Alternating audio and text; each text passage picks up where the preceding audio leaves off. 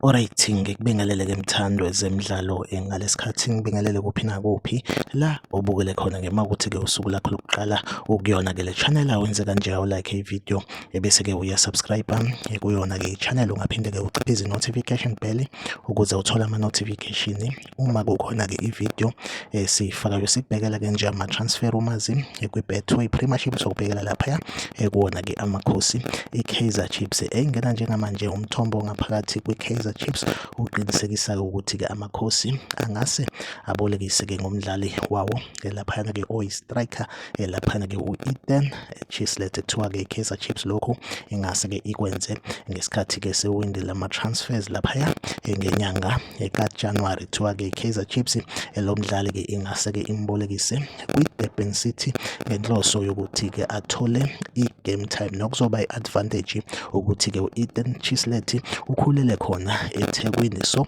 kuzoba right kakhulu ukuthi-ke asondelane nekhaya. Impela-ke iyona updates nje engiyiphethe u-Eden Chislett singase-ke simbone ngenyanga kaJanuwari edlalela-ke yona-ke i-Durban City ngoke-loan from i-Kaizer Chiefs. Iyona update engiyiphethe. Like ivideo, subscribe kuyona-ke i-channel. Mina nawe asihlangabezane kwivideo elandelayo, nisale kahle.